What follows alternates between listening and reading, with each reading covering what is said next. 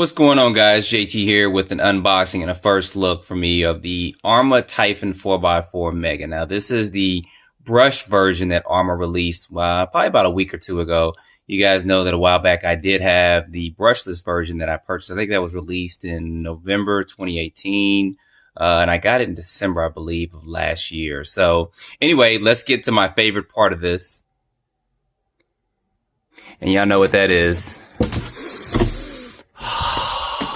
The smell of a new RC car.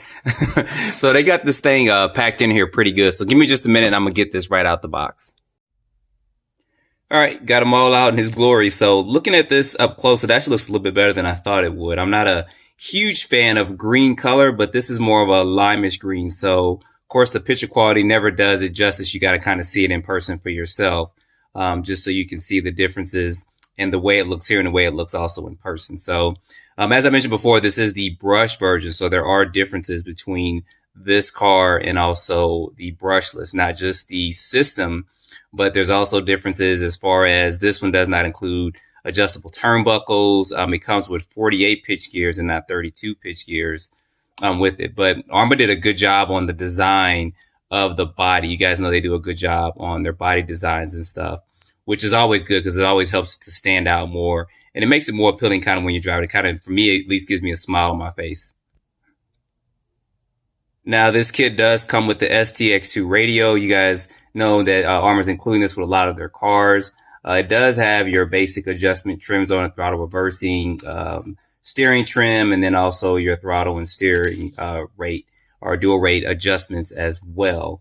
It also comes with a wall charger, which is something good just to kind of get you started off the bat. It also comes, you guys see here in this bag of tools, they also give you a couple of things that I did not see actually in any of the other models. They give you actually this tool to take the tires and wheels off, because that was a question a lot of us had with the other ones, was how do we get these tires and wheels off? But they do include a tool with that now, which is good. So looking at this up close, let's go ahead and get this body off real quick.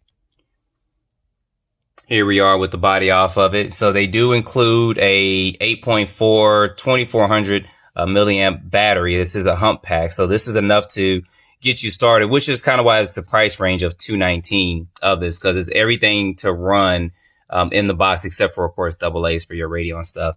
And it does come with a 12-turn 550 size motor and an ESC that is 2S capable. It's really not 3S too much. You guys know I tried that before.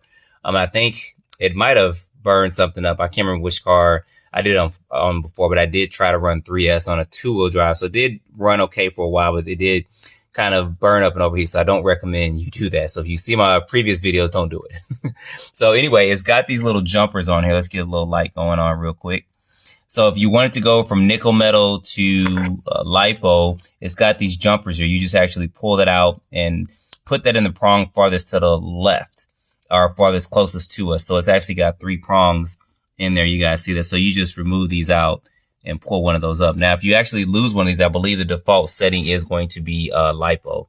So this, as we mentioned before, this does come with the IC5, not the IC3, and not the IC5 connector. So if you're running the brushless model and then you get the brushed model, maybe for a son or brother or someone younger, know that these connectors are different. So other differences is going to be also in the servos. The servos are a little bit different as well. And there's where I talked about the turnbuckles where, excuse me, these are not adjustable with that. But the setup for it is pretty much the same besides those differences. One of the things I'm curious about is after I run this and test this, I want to see what kind of speeds we get stock out the box. And then, of course, with a 2S lipo.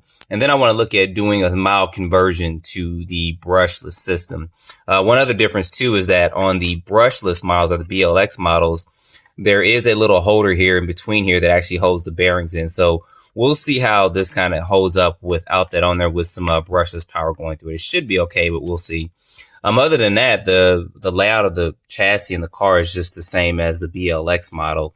Like I said, with the exception of some of the brushless stuff that comes with it as far as motor and stuff like that. But we'll get into that a little bit later on. But for the price you pay, you really can't beat that. Only other cars that are going to be in the market like this, as if they still sell it. I believe it's the Hobby King Rattler, and that runs you about, I think it's about $200 now. I gotta check and see. I had one of those a long time ago, and it was a pretty unique design that they did within the Kyosho.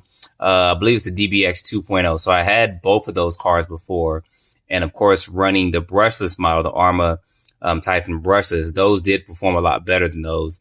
And it was easy to kind of maintain and do some updates to it as well. So we'll see how this one fans out too. It shouldn't be too many problems with it, but I do plan on at some point taking this to our local track before the weather gets too bad, to do some runs and stuff there with that. So that's going to be it for this kind of unboxing and first look.